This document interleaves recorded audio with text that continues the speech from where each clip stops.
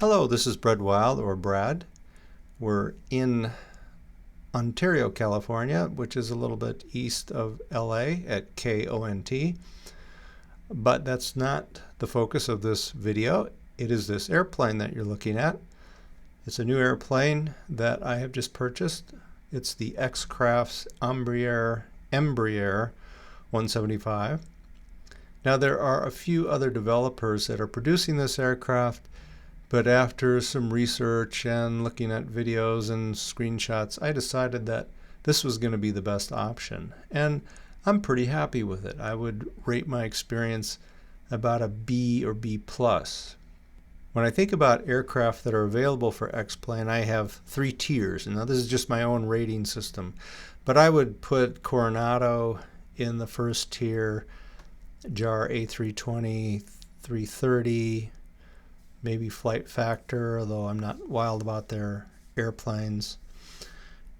And then on the second tier, I would put aircraft like this and the CRJ-200, although I think this is far superior to that airplane. But maybe X-Aviation's Mitsubishi.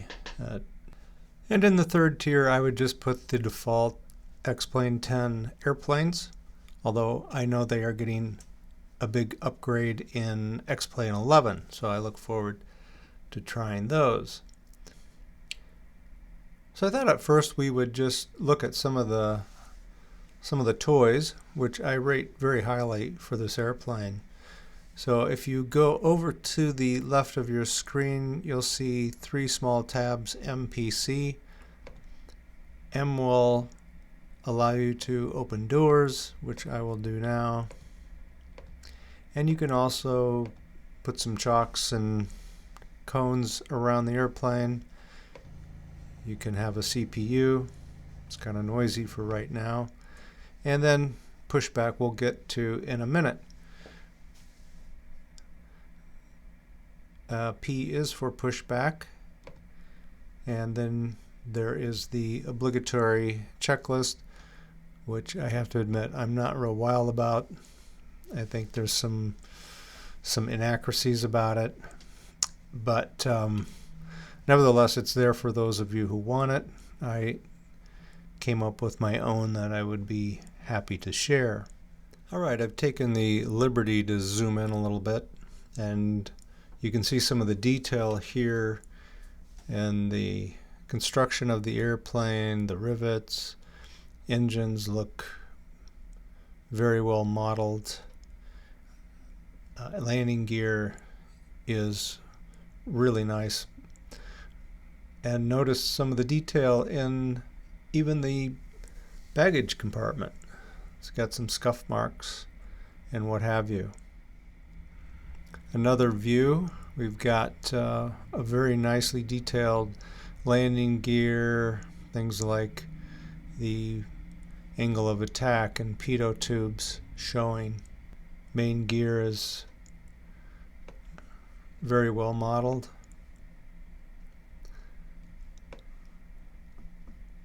And let's take a look at the inside.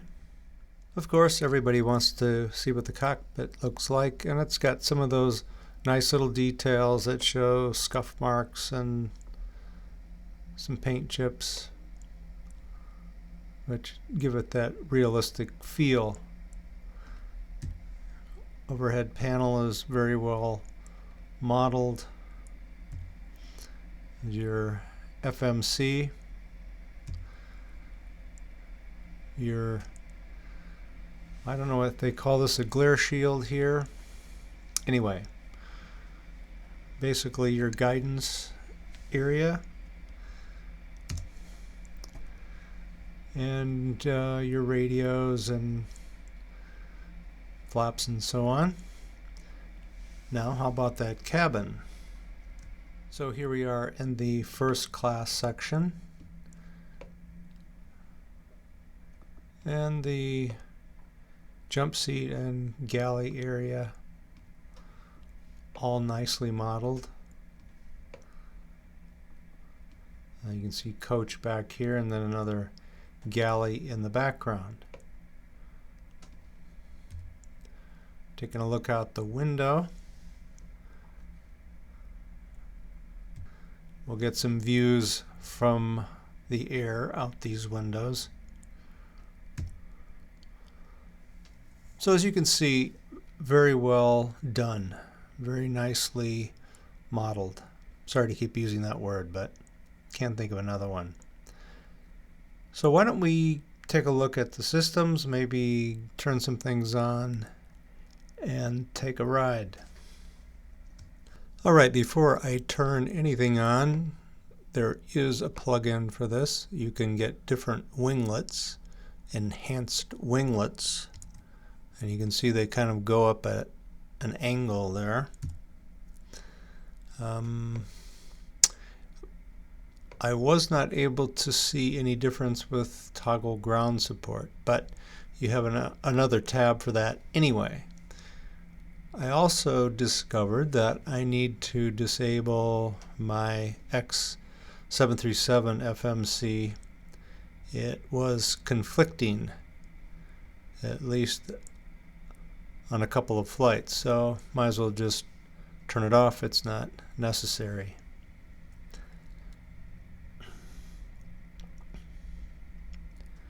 So why don't we close the doors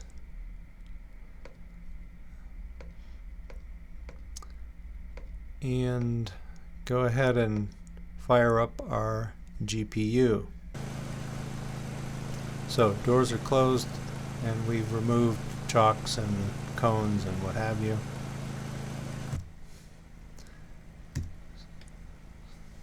So up to this top panel, you see that our GPU is available, so I'll go ahead and click that, and now we do have power to the aircraft. Not seeing anything there. So we do have power to the aircraft, but I need to turn on my batteries, and you'll find that most of these switches need to be just pointed up when everything is ready to go. So it's just a quick way to check things before you taxi or take off. So now you can see that things are lit up. So let's go ahead and start our APU. Get some lights on here. Turn on our beacon. Fasten seatbelt signs. By the way, the switches have a nice snapping sound. It's probably the best thing about the sound in this airplane. And I'll go ahead and start my APU. Hold that for a second, and then you'll see it spooling up down here on the ECAS.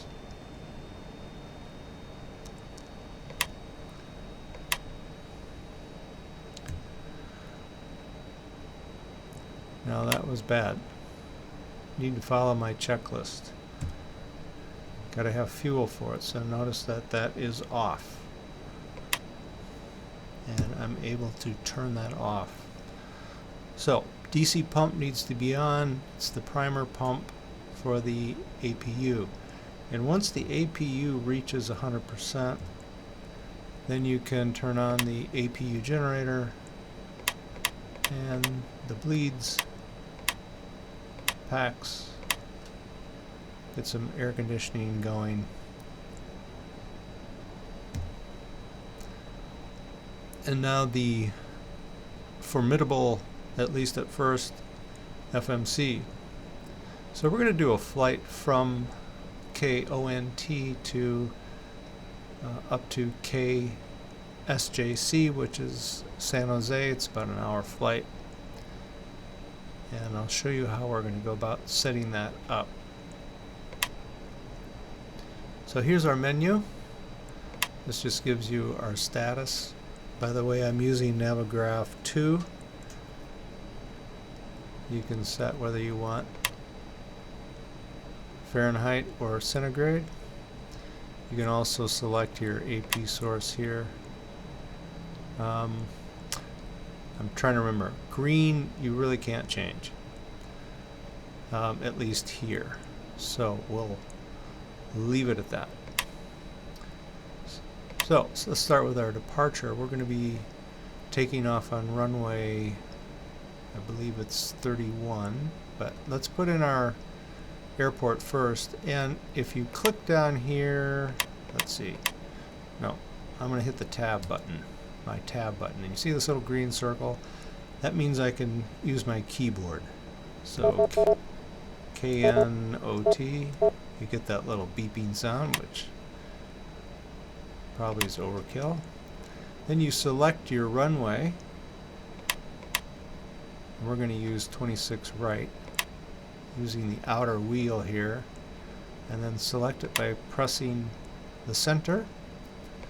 Our SID is going to be the Palm 9, Papa Oscar Mike, and you can see the runway here. And then our transition, and we're going to be using the Gorman transition. And you'll see SID stored flashes there for a second, and if we go back to our menu and look at our waypoints, you'll see that they are in there. Now there's two here that two altitudes that haven't been filled out, so I'm going to go ahead and enter those manually. This is one of the things I'm not real crazy about, but it's not terrible. So I think we can be at flight level 200. By the way, you don't put in flight level, you put in the full number here, 20,000. And I'll update my waypoint down to the next one. And we're going to be at 28,000 today at our transition. So that takes care of our SID. We can add some waypoints here that go in between our SID and star, but let's go ahead and do our star. So start with our arrival. Again, KSNJ.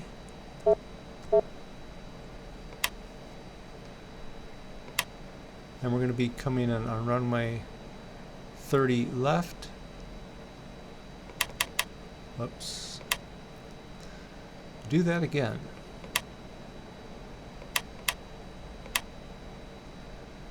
And then our star is going to be, and here's some next buttons.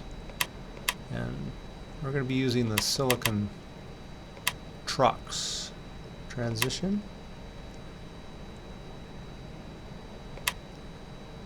And we will transition here, or this will be our initial approach fix.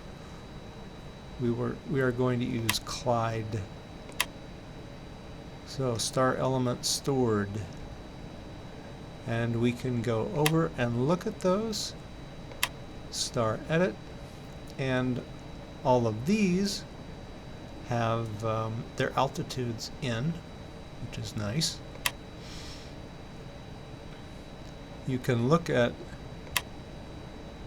your route once it's executed, which we have not done yet. You want to wait till the last minute to do that. So that takes care of our SID and our star. Now what about in between? So I've taken the liberty of pulling up the high altitude chart. Here's Ontario, and then Pomona VOR. Here's one of our waypoints, Buck. Here's our transition at Gorman. And then I'm going to add in Derb, which is a fix, a VOR, Avenal. And then you can see Trox, which is our transition and the beginning of our star. The FMS that comes with this airplane is basically an enhanced version of the X-Plane default FMS. In other words, this software really is a wrapper, as we say in the programming world. And So it's limited somewhat by what it can do. And one of the things that it doesn't clearly do is give us a top of descent like you would get in the JAR A320. In other words, our top of descent would probably be in here somewhere. But because of the way the FMS works in X-Plane, we would begin our descent down here because this is going to be a lower altitude. So I want to actually start in here somewhere. So I'm just going to click, and the beauty of Sky Vector is that it's going to give us some waypoint here. And that waypoint is my gel. So I've got 3 that I'm going to put in: Derb, then Avenal, and then my gel. So let's add in those additional waypoints. So just like in the default FMS, you choose what kind of nav aid that you want to enter.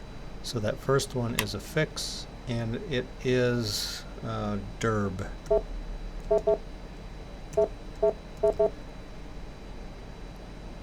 And we'll want to give it an altitude as well, and that will be 28,000.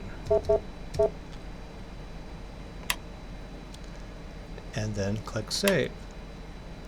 Entry accepted. Next we want a VOR, which is Avenal, and put that here, and altitude would be the same, and we'll save that. Then we have my gel for a fix. Oops.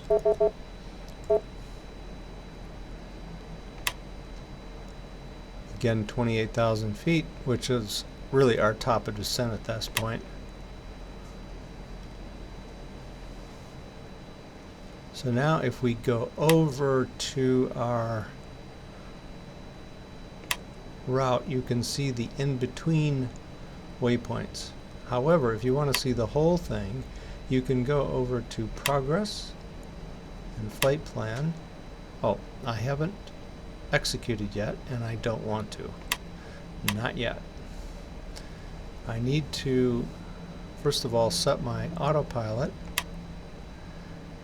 And right now, these numbers I can change, but I can also just rely on settings that I make when flying to change here.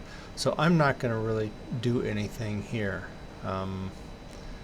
If I didn't do anything except click the AP, these are the values that it would use, at least as far as I know. Now performance is a little different.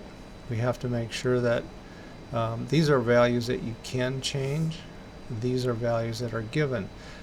I do want to note here that our trim is 5.0, so I will want to set that before we take off. And the only way you can do that in this airplane is if you have a key or a button on your joystick programmed for it. There's no switch here. Well, there is a switch, but it doesn't work. Set flaps of 2, and you'll notice our V1, VR, and V2, what did I say? V1, VR, V2 are now set. Then I want to put in my cruise airspeed. Alright, I've put in 300. I can't get anything else to work. It asks for airspeed or Mach, but if I give it anything larger than 300 or a Mach airspeed, I get an error. Let me just show you. I know I'll be at least 400 miles an hour or 400 knots per hour, but it doesn't like it. And if I try to put in a Mach speed, I get an entry error. So I think there's something, an anomaly, as Microsoft would say. I don't want to say it's a bug, but something doesn't seem right here. So let me go ahead and put in my, we can change this. Once we get in the air, that'll all change. So let's go ahead and put in our cruise altitude. Oops.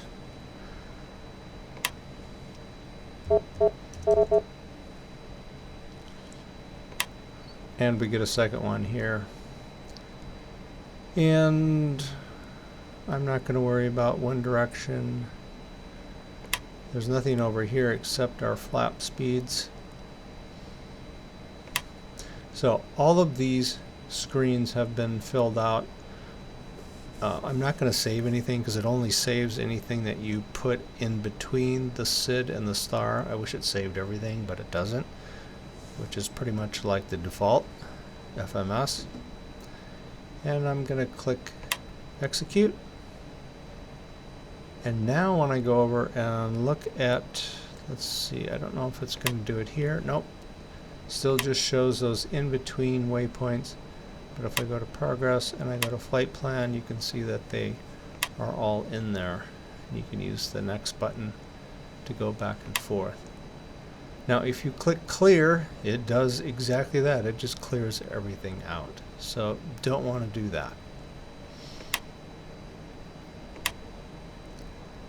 So our FMS is programmed. So while we are down here, notice I still have this green dot and I need to turn it off. Otherwise none of the other keys are going to work. So my view keys, for instance. These I haven't been able to get to do anything. They're there, they click, but nothing happens. This is why I don't give it as high of a grade for the simulation part. And you can also see that same problem down here. These buttons do nothing. It'd be nice if it did. Now that one does. This one does not. About half of these don't work, and they are mislabeled, but to Steve Wilson's credit, he's working on fixing that. But again, a lot of stuff doesn't do anything. By the way, you'll notice here's the old FMS that comes with X-Plane. Now a little break from our video. I thought it would be interesting to take a look at a snapshot that showed the areas of the instrument panel and center pedestal that were not available. In other words, there are buttons there, but if you press them, nothing will happen. Now if you compare that to the Airbus A320 by JAR, you can see that a lot more areas have been simulated. So here it's a comparison of about 40% to 10%. Now the overhead panels are not quite as dramatic, but here probably 40% of the buttons don't do anything. Whereas in the JAR, you're probably looking at 20 to 25% in the overhead panel that have no effect. This is not a criticism, it's just a comparison. So back to our regular video. The map itself is probably the biggest disappointment. I can change the range, which helps, but this is the same map that you get with the default X-Plane. It does have some other things though. You can check your systems. You'll notice that the engines are not running yet. Don't have any hydraulics. APU is still running the electrical. And all that stuff changes once things get running. So that's kind of cool. Let's see. That just allows you to select what nav aids you want. I try to declutter it as much as I can, but I do like those waypoints. Now when you have an airplane like the JAR A320, it only shows the waypoints that are part of your plan, and you don't have all this extra clutter, which is kind of nice. And you can get rid of your yoke. And just taking a look here at the PFD, you've got your navigational indications down here, and you'll see how that works in a minute. Alright, so we do have the FMS all programmed, and now we're ready to start thinking about getting the engine started. So we'll head back up to our overhead panel. Notice our APU is still running, but in order to get the engines running, we need to get our fuel pumps on. Go ahead and turn on AC power. I should have turned this off before. We do not need the GPU. Been running for a while now.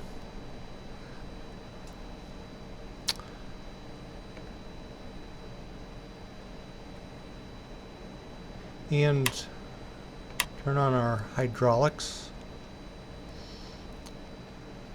Everything else is set to go. So drop down to our push menu.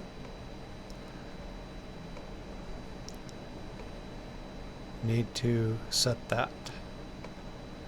So we'll go ahead and push back and then get things started. So that's what it looks like right now. Got our tow.